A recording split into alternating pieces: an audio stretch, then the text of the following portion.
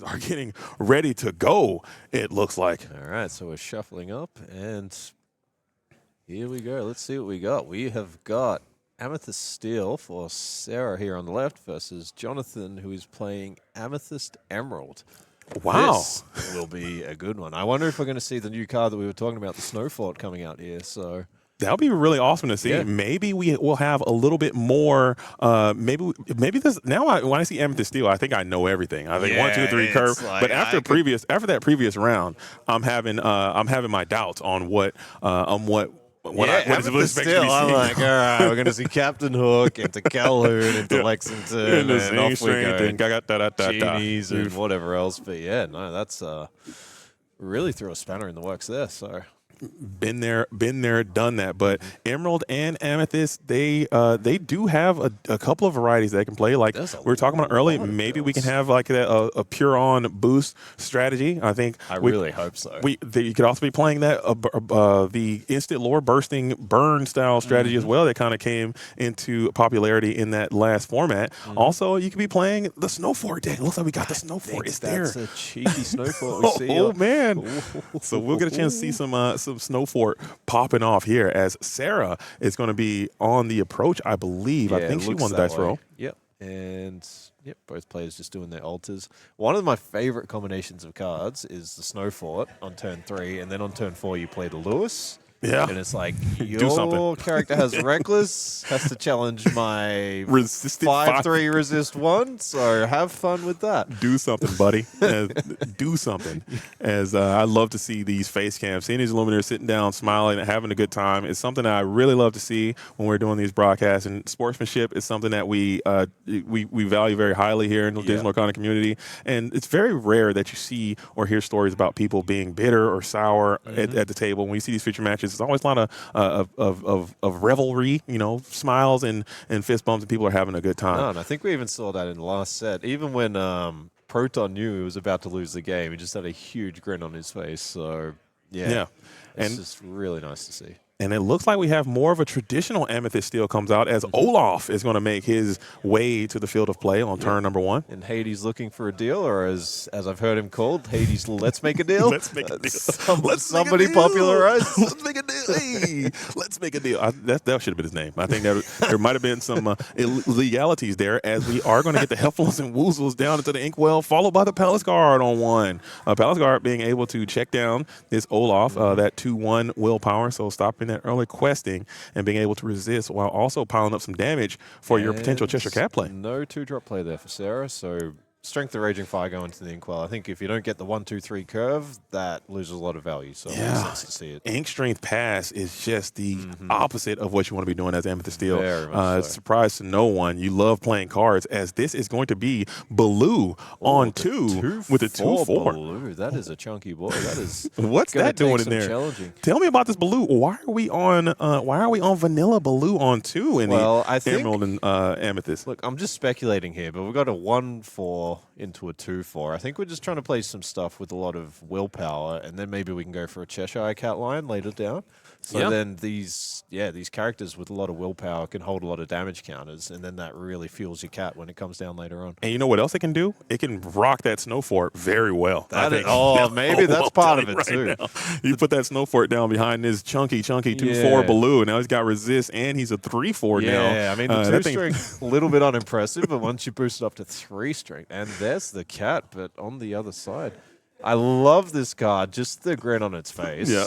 And it is just so like, all right, trouble is coming your way, and if the grin on its face didn't let you know that, then you will find out very shortly. This card, to me, I believe, is one of the very best cards printed in Whispers in the Well last set. And it's just been an immediate staple coming in, first round draft pick, turning the whole franchise around type card. And it's just had a great impact and still into today. And I know there was a very comprehensive rule change that happened. Shout out to the judging community as well, the lore guides and everyone who put in the work to get that done. But I believe, and I don't want to be incorrect, and the judges will know this better than me, but I still believe that the Cheshire Cat ability will be able to go through this Snow Fort resist as well. I believe so. Takes damage, push damage, place damage. I don't know. Okay, all that, but it can definitely get through that resist provided by the Snow Fort. But the the cat to challenge in here. There's not anything that looks particularly appetizing. Challenging into the Snow Fort characters with the resist and taking the additional strength, the additional damage on the way back. This Snow Fort card is so it is good, something, man. And hopefully we get to see it at its best here. So we see Strength of Raging Fire. So that would be dealing 2 to the blue, but they choose to target the Palace Guard there. So that doesn't have enough damage to remove the Palace Guard, but because it's an illusion and it was targeted with an action, that one gets banished. So just get rid of it nice and clean. You don't hate that. But a second copy of Snow Fort here would be able to bolster the strength of this blue enough to take down the Cheshire Cat here in response. So it would be a super low tempo type play, but it'll still be good enough to kind of clear this Cheshire Cat off the board, who is a problematic threat still. I mean, the card, like we said, it's just potent, very powerful card, and getting him off the board is always going to be in the utmost of my mind as the Lewis, your Lewis, the card you love. Yeah, the one I was just pumping up. So now this Genie, usually Genie 2/4 would not check the Dumbo here, but just again with this pesky Snow Fort.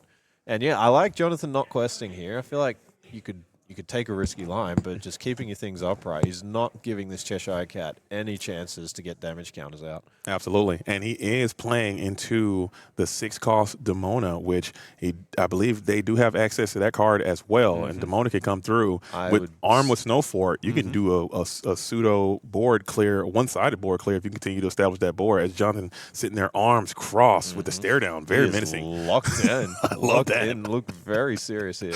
I love that. But Sarah will not be denied. She does not seem phased by the scowl of her opposition there as she continues to develop her game, trying to fight back after a low tempo turn 2. New cards. Yeah. Tell me about this Genie. This card's another Genie, 3 cost 3/4, quest for 1, but it's got boost 1 on it, and for every card under it, it gets 1 additional law when it quests. So this is one of the cards, boost 1, a lot of the cards are boost 2, and that feels like it slows the tempo down quite a bit when you play them, but boost 1, yeah, it's not too difficult to find 1 spare ink every turn. And then you can just get a big quest off 3, 4, 5. Like that can completely flip the game on its head if your opponent can't answer it soon. Let me tell you about this Genie in a limited format. Please do. Actually broken, okay? Okay. There's not a lot of ways to really engage with him freely. And he could just sit there and just put like you don't do, you got to do something sooner or later, and you just lose the game because he just collects, and quests for $1 billion, and the game just ends. So maybe you can kind of get some of that same energy. However, Jonathan, like I said, you are 2 turns away from a Demona. But do you know what card is really good? Like spaghetti and meatballs with the Snow Fort here is the 5-cost Elsa. Oh, yeah. If you can play that down, you can exert the Genie, and then you get your Elsa challenging for 3 instead of the 2 because of the Snow Fort. So very true. That, like, if Dumbo wasn't exerted here and you just slam an Elsa, that is not what your opponent wants to see. But it looks like we are going to go ahead and hit the Heffalumps and Woozles onto the Genie, so he is not able to quest that next turn, which is fine. You probably weren't thinking about a quest anyway. You're just kind of trying to build this guy up, and you're always someone reckless. Your guy. On the cat. And, yeah, I think the Genie challenge, I really, really like this line here. So, don't get... No. That's banished there. Yeah. Yep. So, I think, this Snow Fort, because it's a new card, not everybody's seen a lot of it, so yeah. I'm sold. Okay. Yeah. I'm all in. I'm buying my Snow Fort stock low. Okay. I'm buying low, building the fort, and I'm all in on Snow Fort stock because I think that is just a crazy way to play. That one string changes everything. And then the resist here too. Like the cat would normally trade into the Lewis, but now he can't. No. He's reckless, and he has to hit somebody. He cannot attack Genie being evasive. You could potentially move damage over. So, and are we going to boost the cat so we can replay it here, or are we going to boost the Genie? Take the Genie back. So Sarah's looking for cards here. I like it. Yeah, you do get a little bit of tempo loss. And you can move damage from Genie over to the Lewis to clear that off to keep your cat around. I don't hate that line either. That was a cunning way to keep your cat on the board. I like it. So now, if you can remove the Lewis, there's nothing that the cat can challenge because the Genie's got evasive. Yeah, so I think that is a play. Let's see if she elects to take it. She might just be favoring a challenge on the Lewis anyway to keep that lower round, to potentially get your Genie back installed. I still would have loved Booth's move there. I'm just a greedy, little guy. Just because it looks cool more than anything, you know? Yeah. All right, so for 4. We've got another Dumbo. Yep. Okay, so I don't hate that, but now you still have that very problematic genie that's there. Oh, and by the way, we are getting to plays where you can develop your own Cheshire Cat and then send damages off of the genie to the Calhoun. I think that would just be very devastating if that can happen here. Or you can go into this Demona turn. I know we've been talking about Demona a lot. I could see one in their hand there for Jonathan. Oh, we're taking a cat line. Cat come through. Boosting. And there is the Calhoun goes down. So if you had taken that cat line of your own, you would not have had the damage available to make that play in reverse because you can only put 1 damage on the Calhoun. So I think Sarah's going to have to look back at that one and say, man, I wish I would have did that. But you can't have no regrets. Short-term memory. Shake it off. Right, yeah. But yeah, just again, the snow fort is really showing up this game. It has changed everything. That just all the math with all the interactions. So Dumbo's challenging in. And it is resist. Yep, and so we do Genie lose. Will go to 3 damage. Yeah. Snow Fort gives resist to 2. And that is brutal. Like you said, it's a card that you need weeks. Yeah. Oh, you need weeks of practice to figure this thing out. And if this is your first time dealing with it, you're going to have to really, really take it slow, take it patient, and play it, as it is, because that is just one of those things that is just going to constantly be a thorn in your side, as we are going to finally get rid of that genie who's done remarkable things for Jonathan there, who is still in a pretty comfortable spot there. Sarah now getting low in resources as the pass back on over to Jonathan. What is he going to do now? Is it maybe you go to Demona here? Time. And it's Genie. We're going to keep playing it slow. I think that's smart. I think Sarah's quite low on resources here in their hands, so fueling them up to 3 cards might just not be what Jonathan wants to do, particularly when it feels like Jonathan's got all the control of the board, so why take any risks at this point? Absolutely. Demona into the Inkwell. Oof. Yeah, he probably heard what you said and just said, what? I'm never playing this thing. He's talking about, I'm never playing this thing because I got my opponent right where I wanted. My board is massive, and I have 2 problematic genies up. Genie with Snowfort, and also the new boosted genie as well, who's available to just start boosting every turn and put a serious clock on Sarah there. So we saw how effective her genie could have been. Now you have your own genie in play, and this is looking great for Jonathan. And I like that Jonathan's put the 2 genies next to each other. That's very aesthetically pleasing. So I'm also a big fan of that. I'm a big fan of that. When people sometimes they'll mix it up. I'm like, come on, man, help us out. Help us out. If they exert their cards the opposite way too, I'm like, come on, man, let's clean it up. Both of these players playing with a very clean game board, as we are going to go ahead and challenge. You have how many cards in hand? 0 for Sarah. So she will have resist ability. And we'll just put some more damage into the Cheshire Cat. So that resist from the Snow Fort really showing work. But was that enough? Because you had the skater -1 is resist. Oh, my brain is broken. Wow. Yeah, I was wondering why there was 3 damage on the cat. I was like, is Jonathan forgot the resist from his own card? Yeah. It was the tiny adversary gave Challenger 1 to the Angel, who then challenged in, but Cheshire Cat has resist 1, but also Angel has resist 2. This is too much math. It's too early. There's a lot of boosting. There's a Snow Fort. There's 3 genies on the field right now. It is just too much. And he's continuing to boost and play this evasive game now. Snow Fort being a card that is just, I believe that card is going to be so powerful that you might have to start including item removal like in your deck builder. Yeah, some of the Plutos, maybe the new Donald. One thing about Donald Duck, I feel like almost every card that he's on, something's going wrong. And once again, this set, he's on the sled that is just out of control, barreling down the hill. So, give him a break, man. No, can't he be on like a summer vacation or something, Let him get a no worries card where he's just kind of hanging out. Yeah, he should be next to Nani, I know, right? Drinking her hot cocoa, like warming her house, and he's out here.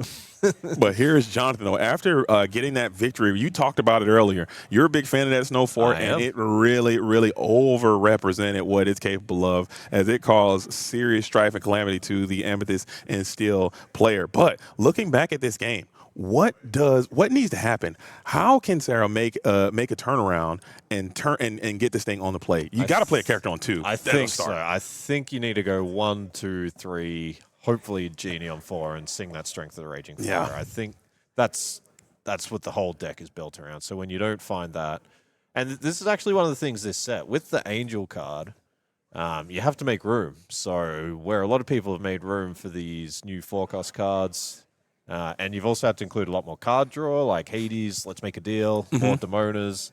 So in order to make room for these cards, a lot of people have cut the Calhouns, they've cut the Black Widows, they've cut the Smees. So the 1, 2, 3 curve is just not as consistent as it has been in the past. Right. Because you've had to make concessions in order to get some of these new cards into the deck. And that kind of probably showed its reared its ugly head there for Sarah in that round number 1, and that game number 1, and also that snow fort. I think you gotta really take. I mean, you don't want to take too long because you don't want to have a slow play or anything like that. So there is a lot of pressure to play these things relatively quickly. But when that snow fort comes down, you just have to stop. Take a deep breath. Actually, I'm telling it to myself, I guess, because I know I'm going to mess this up a ton of times. But for anyone watching, if you see your opponent slam a snow fort, you have to just actually stop and just really crunch some serious mathematics, because it's going to cause you everything is off. Everything is out of whack. Your challenging is out of whack. Your removal effects, especially for steel, because all that's getting resisted for the most part. But this is what we said, JD. It's got that secret text down the bottom that says "break your opponent's brain." So it's a very, very tricky card to play around. Yeah, and it's one-sided because you just have to make sure that they're not breaking the rules. You don't have to worry about anything because it's all them. Yeah. So they have to deal with you. You don't have to deal with them, and that's a huge advantage for that card. So I'm a big fan of Snow Fort. I'm sold. Bought and sold on Snow Fort, as we are starting Olaf on 1 again. Let's see if we can match that with a Palace Guard again. And we won't. This is the new underdog. This is the White Rabbit. 2/2 evasive. Which is it's not a card I've done a lot of testing with, but 2/2 evasive for 1 seems pretty good. And a lot of people are speculating that this is probably the best underdog, being 1 cost evasive, 1 quester, and then you accompany this with Snow Fort. It just gets a little wild as well. I mean, this thing can now trade with a Dumbo, and you'll take that any day of the week, I would assume. And there's the Baloo again. See, Baloo looks like he's having a good time. I feel like Donald Duck needs a bit of that treatment, Right? Yeah, it's always some drama. Baloo on 2, you know what to do. As I did not think, I didn't have that on my bingo card. TM, Baloo on 2, you know what to do. Trademark. Lock it in. I did not think that we'd be seeing Baloo being featured here in the Disney Lorcana in Melbourne, but we are setting the tone here. We're setting the pace as the meta is being solved as we go, as Strength of a Raging Fire for 2. Dealing with that evasive. And are we going to see the Snow Fort on 3 again here from Jonathan?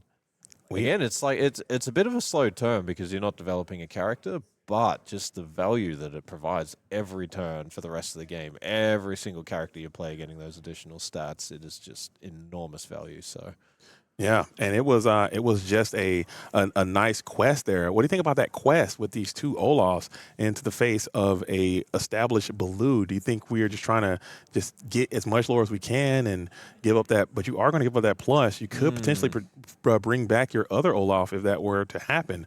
But Baloo can just kind of clean up one of these things for free. I think it might have been a nod to the Snow Fort coming up because you don't get the resist on your turn. So perhaps trying to encourage them to challenge into you and reducing the value of that card. Or if Sarah's just got happy to trade in the 2 Olafs, go turn 4, turn 5, and then turn 6 Demona. Demona's a bit like a reset button. So if you've had to play additional cards earlier and you haven't been able to trade efficiently, but then you just get to draw 3 cards back up and your opponent's only got 1 card draw or maybe none, depending on what they've played, that can be really powerful. So, yeah, we may see the Demona coming out on 6 here, I'm guessing. Probably on the draw. So I think this is still a pretty comfortable spot as we bring that Genie down. Yeah. Yeah, I think this game's looking quite even at the moment. And there it is, the Snow Fort. Whoop, there it is. So the MVP of this deck comes on through right on time, and also Snow Fort being able to protect this Genie. Yep. So and this guy's going to come through and get a quest in for 2.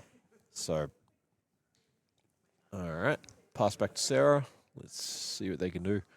But yeah, this Snow Fort has just proved to be an absolute problem. So, yeah, getting a nice little quest in for 2. Yep, and possibly question for 3 next turn, and with the resist 1 on the 4 willpower character. This is that's combo, and you're gonna lose. You're gonna challenge this Genie. Yep. So that's another. I think that's another snow fort doing its thing. Snow fort is the hidden text is full effect here. Yeah. That is another that feels bad because you did get that challenge in with that genie, and you think that you could withstand. So maybe you thought you had a Cheshire Cat line available, but that 1+ strength is going to make that 3/4 genie be able to match with your wish fulfilled genie and clear that in the challenge, and that is brutal. Only doing 1 damage as well in the process. The Angel, and again, Angel, the quick fire ability just dealing 1 with the snow fort. That does not feel good. So. Yeah, Sarah's definitely in a tough spot here. Yeah, that hurts, man. Pitching the... It's not often you see the Cobra getting discarded by another effect, right? But that's kind of the story of this set. Yeah, that is very hard sometimes. Yep. It does feel bad because like, oh man, if I could just do it again, okay, I go a little different way with it. But it's definitely tough. One, the new cards, and also just being on stream, it probably adds some extra nerves to some of the players. This is a Lorcana challenge, and like we said, Winter Spell just released in big box stores, a couple of days ago. Yeah, that's and exactly right. It's been in local game stores for about a week now. So these cards are literally brand new, and this is a major full scale tournament. So this might be the very first time for a lot of people that you've even had the opportunity to play against these cards. Because you haven't seen that. They've been out for a week. It's entirely possible you have not seen this card before until now. And some of these plays, especially you're playing a deck like Amethyst Steel, or you're playing a deck like a more traditional decks, you're used to the plays, you're used to your curves, you're used to what should happen. Like you challenge it with Genie, you play a Cheshire Cat, you boost, and that's just what I'm going to do. Whereas in a situation like this, you got a card like Snowfort, which has just absolutely jumped all over Sarah this entire time, and it's just been an absolute difference maker in this game. I know a lot of people think that this Emerald Amethyst deck is maybe behind Blurple, the second best Amethyst deck out there, just because of this card. Like this card is just such a headache. And we're really seeing this Genie start to grow. Quested for 2 a couple turns ago, quested for 3 the last turn. We may even see questing for 4 come out here if we can find another sparing to boost. And it looks like that might be what's on the table, because even if you do quest, you get a ton of lore, and what you're even getting is you're going to get another card from your opponent, and you're going to get another card that has a challenge, and then you're going to probably clear that in battle. And here comes the Elsa. Oh no, Elsa is the last thing you need to see here. Instead of challenging for 2, guess what? Challenging for 3 with the Snow Fort. Brutal Snow Fort. That's broken. Okay, Snow Fort. I see you. Actually broken. And oh my goodness. Questing for 4. This is this brutal. Deck that Jonathan has built is terrifying. That is brutal, and it's really not a clean way to combat this thing from in Sarah's color combination, unless you have a way to clear this Snow Fort in a timely manner. You just can't really do anything. You just have to you're kind of stuck with it. Here we go. We can go. Right, so we can boost the cat. We can move some damage from the Elsa maybe to Elsa to Genie for sure. Genie who's questing for 800 next turn. So I don't hate that play at all. I like it. Still, you're out of the fire into the frying pan, out of the fire. What there's a saying. That's something about a fire. Something about frying. You're out of the fire into the flames, or something like that. Yeah, Twitch chat, let us know. Yeah, let us know what's happening about the flames and the fire. There's a saying, something about you're still in a pretty bad situation with this Snow Fort, single-handedly being the MVP of the situation, and you please don't play another one, Jonathan. Please. Challenging for 4. No, don't play another one. That would be a yikers. And we are going to go ahead and put 3 damage into the Genie. Maybe set up your Cheshire Cat. Okay. And Jonathan setting a cat of their own. That is, yikes, powerful play right here. And that'll also heal your Elsa as well. Now Elsa can go ahead and take down this Genie, or Jonathan's just deciding whether they want to move 2 damage counters across or whether they want to keep 2 on their own. So it chooses just to move the 1 damage counter across there because they think there's a bit of utility in having 2 damage counters that they can move the following turn. So I think really heads up play there from Jonathan. I like it. Yeah, just getting that genie off the board, keeping some damage around so your Cheshire Cat can continue to make great effects. And this is looking all roses for Jonathan Kelly there. Sarah here staring down a lot of lore in play, and you don't have a lot of cards in hand. Maybe if she can string together these powerful dock plays, we can ink, maybe slam a dock here, continue to draw 2 more cards. Maybe Strength of the Raging Fire and just try to build. You just have to continue to build. Palace Guard.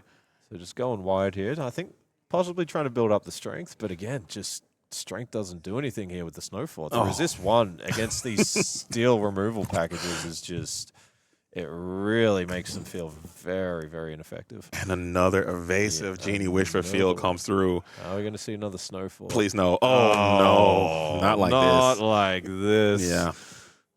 Yeah, Genie just came in, so he's not able to quest. However, this is still a lot of lore in place, and you and now you need to get through resist 2 instead of resist 1. So. By the way, they're all +2 strength as well. Yeah, so and have fun with that. Yeah, good luck. I don't know what the line is or what card can get out of this scenario, but this is a tight spot as Sarah is going to be drawing, just surveying the field, probably thinking of a way to get through this. I just don't foresee it. No, I expect a handshake to be deployed here soon. And yeah, really tough. But geez, well played. Just brilliant deck building here from Jonathan. Yeah. Like the cards just all seem to work together so well. We've got a lot of synergy. Yeah, a lot of synergy. There it is. And there. And well played. Well played to both players there. Yeah, I think there just wasn't a lot that Sarah could do. Once those Snowforts came down, it just felt like Jonathan had shut the door. So yeah, that matchup seems hard. Yes. Okay, it seems hard. But I think you like I said, those Snowforts, whenever they hit the board, you have to take a little fraction of time to just be like, okay, what's going on? Yeah. I think I know the numbers. I don't know the numbers. Yeah. Let me make sure I know the numbers. Let me get my calculator out real quick.